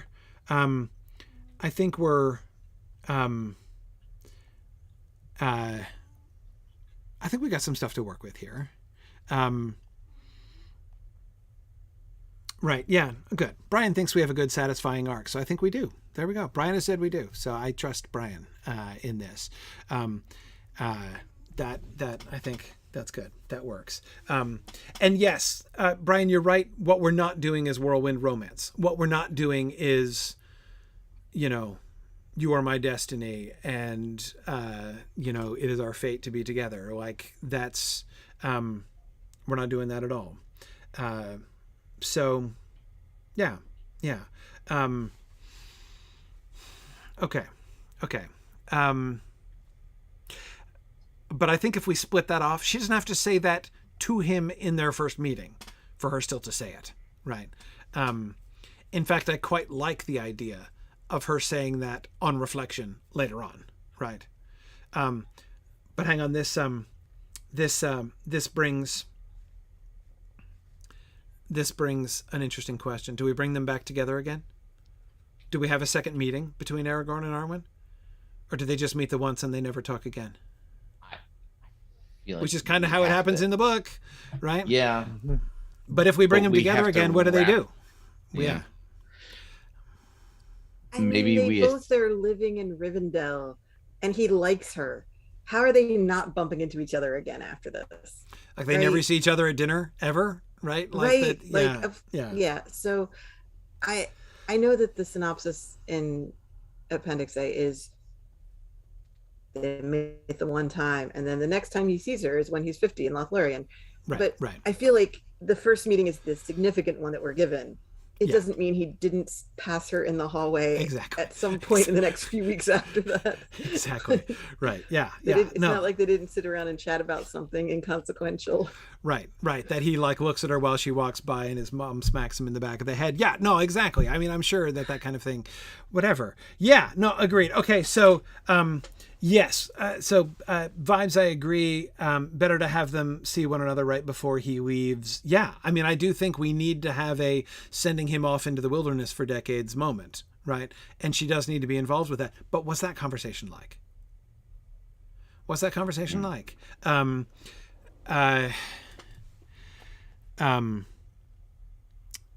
What's that conversation like? All right, hang on a second. I'm glad you're out there. Well, I'm glad you're in here. That's right. That's kind. I mean, I'm being facetious, but that's kind of, I think, right. the only thing they gotta say to each other, really. Okay. Right. So an expression to each other that, hey, you give me hope. Right. Like, I'm glad you exist. You give me hope. Hey, I'm glad you exist too. I also take hope from you. It's like, oh, I'm so glad we're in each other's lives. Bye. Right. Right. Okay. I'm Let's looking. say, Nick, you and I are doing a great job of suggesting dialogue here, and we're really showing off the work of the writers' room. A plus. Yeah. Here's I'm looking for a passage here, because I have a sense. I don't have a clear idea, but I have a notion that if I look in this place, I'll find something, right? And the place I want to look at is the beginning. Is their conversation on Karen Emroth, right? Okay. Right. No, he's 9 and 40. Right. Okay.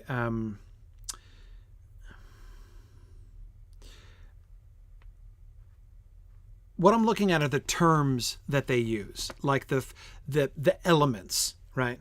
They're wandering together. They're talking on Karen Emroth. And there upon that hill they looked east to the shadow and west to the twilight, and they plighted their troth and were glad. And Arwen said, dark is the shadow, and yet my heart rejoices, for you, Estelle, shall be among the great, whose valor will destroy it. Now we have her have the beginning of that insight in this first meeting, right? That it will be so very intimately connected with her own calling is the thing she does not yet see, right? But she does, we're going to give her an early foresight into the fact that he shall be among the great whose valor shall destroy the shadow, right? Alas, I cannot foresee it, Aragorn answers, and how it may come to pass is hidden from me, yet with your hope I will hope, and the shadow I utterly reject, right? But neither lady is the twilight for me, right? So the rejection of the twilight as well, that feels to me like that's the big issue there on Karen Emroth, right? At the moment when they're plighting their troth. Which means, again, using these same terms, if we focus their last scene on the rejection of the shadow, right? So like what both of them agree on, both of them feel like that they're both resisting the shadow in different ways, right? She's resisting the shadow and she's the even star, right? To keep the light of the elder days alive into the later world, right? Like for Arwen, overthrowing Sauron isn't like her mission, right? Her mission is that the light should survive, right? So in that sense, that's resisting the shadow, right? That is her resistance of the shadow. His resistance of the shadow is slightly more active, right? Because he has his responsibility and his people, and it is his job to try to see humanity through, and when the dominion of men comes, Sauron is not in charge of it, right? That's his version of resisting the shadow. So he's setting off on an active campaign, long-term active campaign. He doesn't see how, right? That's still going to be true when he's 9 and 40, and it's true now when he's 20, even more so, right? No idea how, I barely even know how to begin doing that, but this is my plan. I'm setting out now to do this, right? And he is strengthened in the setting out to resist the shadow in his active way because Luthien for a time is, right? And she is his star in the sky and the reminder of Estelle. And because I can see no hope in bringing about this positive ending is no reason not to do it, right? Because Estelle, right? Like light and high beauty remain. And so therefore I'm just going to do, and I'm not going to worry about the fact that I'm probably going to fail and everybody I love is probably going to die.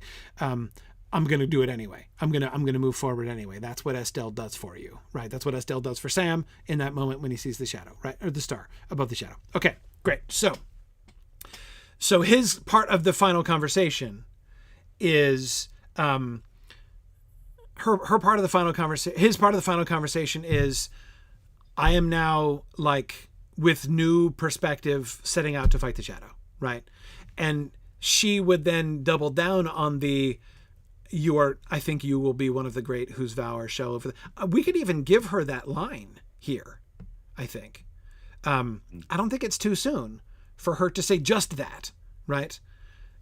she could encourage him, right, and say, you know, I believe that you are one of the great ones who will, you know, whose valor will overthrow the shadow. So that might be an encouraging thought, right? But that's because that's her insight into the fact that, you know, Nick, as you said, he's a big deal, right? That's her Estelle, right? I'm not alone. Not that like he's my soulmate and we'll do this together, not in that sense, right? But she believes that her calling to keep the light alive is going to be her like solitary mission. Like, and here she sees, look, there's somebody else who is called to a job here, right? Whose job is to resist the shadow. Yeah, in this different way, whatever, right? We can still be pen pals or whatever, but I'm not, but it's not just me, right? Providence, fate, right, is raising up other people to do something. And so, yeah, Estelle, right? Yeah, Estelle. And I have a part to play. Other people have parts to play, and let's just let's move forward, right? Without the dread. Yeah, and her staying behind, like, that's not her waiting around for him. Like, no, presumably she has things that she has to do too, right? As in, you know, pursuant to what her job in Middle Earth is, and what things it is she is up to for the next 9 and 20 years, right? Is a question we answer the next time the Arwen and Aragorn frame comes up. We don't have to answer that now. She's going to do something. She has a job, right? What that is and what that looks like, I don't know, but we don't need to know. Yep. Right? Agreed. So no problems. No problems. We can get people wondering about that. Exactly, In fact, Brian. we already have somebody wondering about that. No problem. No problem. Yep. Part Exactly. of the goal of a television show is you have to make the viewer interested enough to tune in the next time. That's it. We're gonna come back in future seasons. Come back in 4 years when we, or whatever it's going to be, when we. I like the two totally original not thing. us Yeah. kicking the can. We're definitely not kicking the can. This is strategic planning. That's all. This is long-term planning. That's what long-term planning looks like. Yeah. Yeah, generating interest. Exactly. Yeah, that's it. Yeah. So no, we've already solved a lot of Arwen problems here today. I think we can save some Arwen problems for another day. No, but that's good. Yeah. So in this way, we have to show in that last conversation that they have brought Estelle to each other, right? They're both leaving now with more hope, leaving the conversation, right, with more hope than they had, with a new resolve, and that they're both fighting for the same thing, right? They're both going in this, well, not fighting for the same thing, but they're both going in the same direction, right? They definitely are like potential allies to each other, right? Even if we don't go anywhere beyond that, right? By the way, I would be totally fine. Someone was asking earlier on, like, does she have any feelings for him at all after this first meeting? I absolutely think that she should think he's hot. Yes. Like, I would be totally fine with like physical attraction being apparent between the two of them. Like, I totally think that she thinks he's hot, but this is not, I mean, an elf woman looking at a 20-year-old human man and saying, he is a very attractive man, is very different from saying, I'm going to run away and elope with him, right? That's miles away from that. So, like, does she admire him? Yeah, in lots of ways, right? And, so can we see, like, I think we need to be at a place where we can see, like, that a future relationship between the two of them should be very plausible coming out from this, but they don't have to be any further connected with that.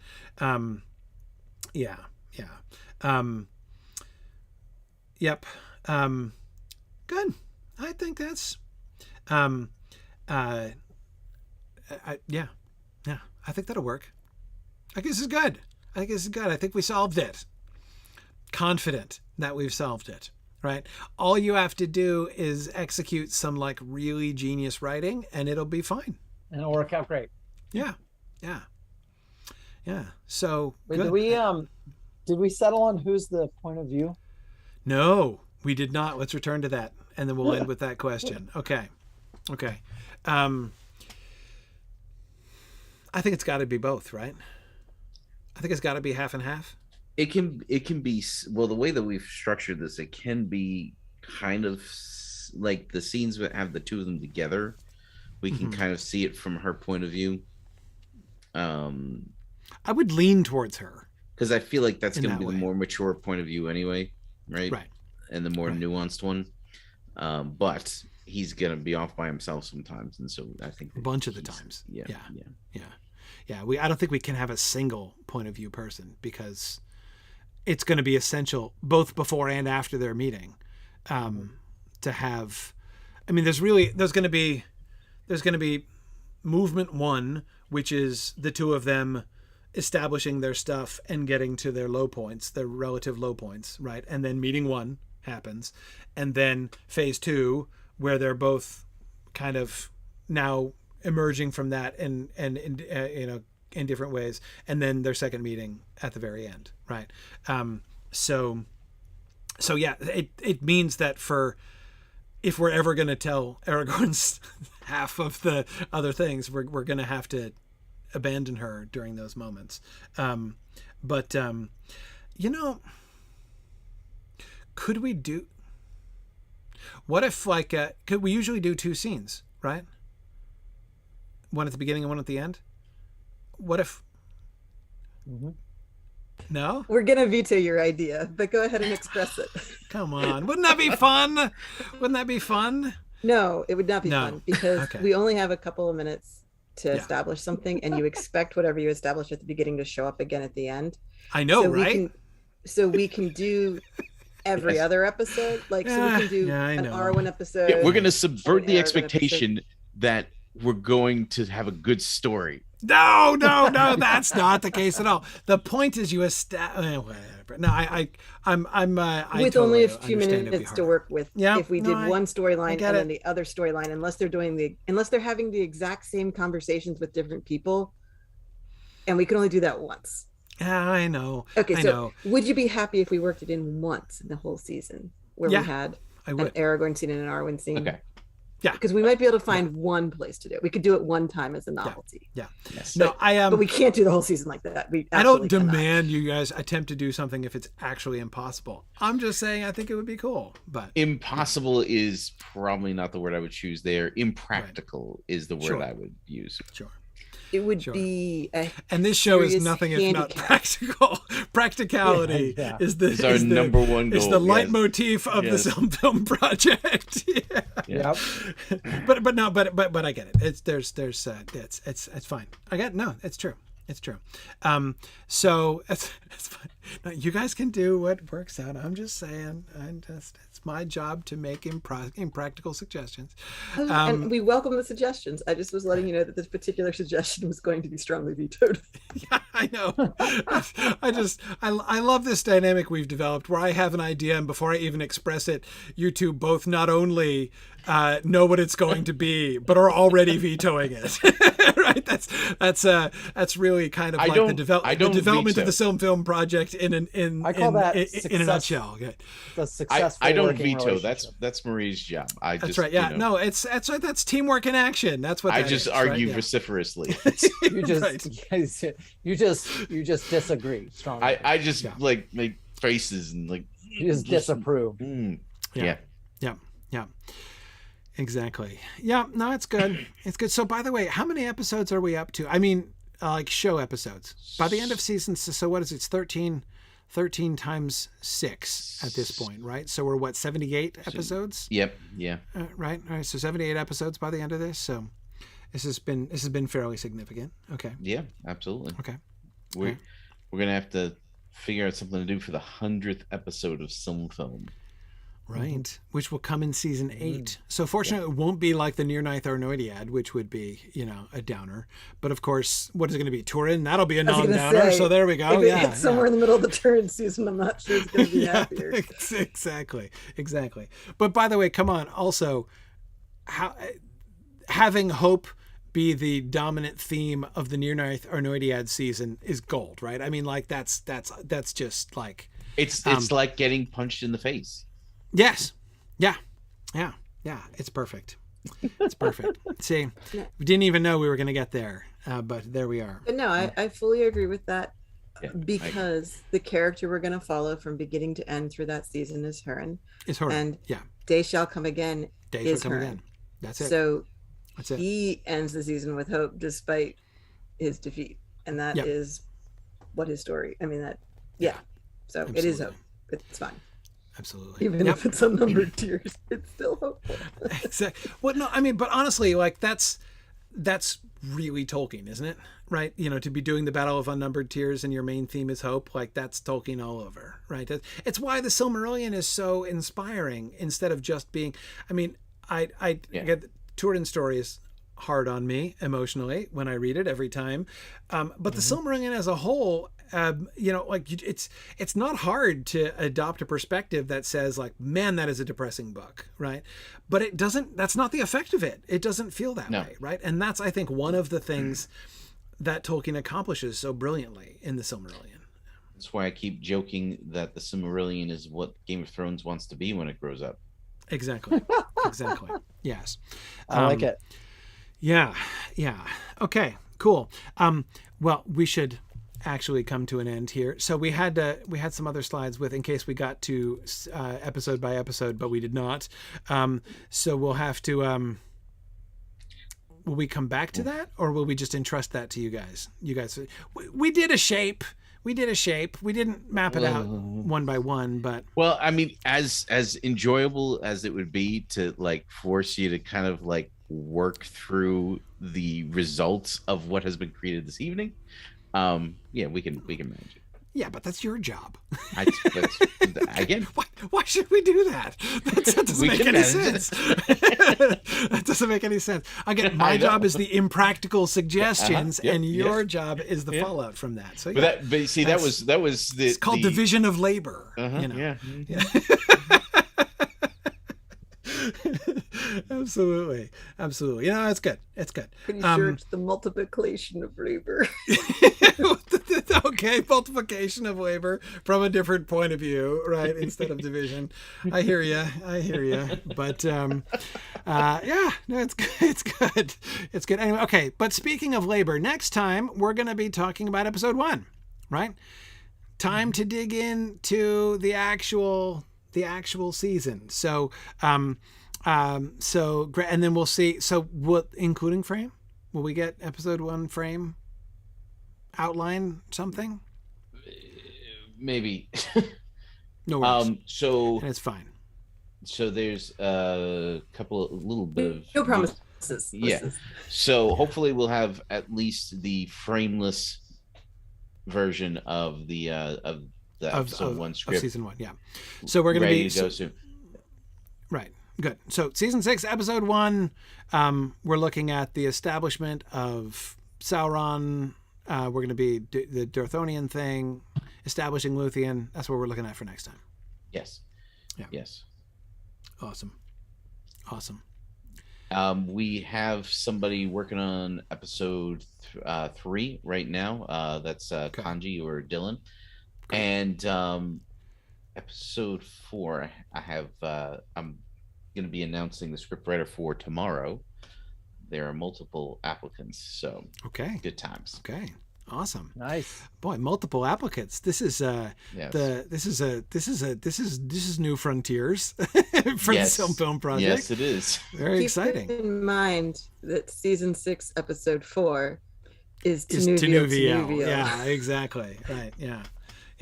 If you're curious, why the sudden interest? Right. Okay. No, I see that. Yeah. Okay. All right. Excellent. Well, anyway, we'll see how episode 1 goes. So that's what we'll look at next time. Thursday, June 16th. So that's the week before Mythmoot. So Mythmoot falls right in between our normal time slots here. So that's cool. Looking forward to it. Looking forward to seeing how this stuff comes out. Excellent. Thank you, everybody. Thanks, folks, for joining us. Thank you, team, for another wonderful discussion. And I will say, as always, thanks for listening and Godspeed.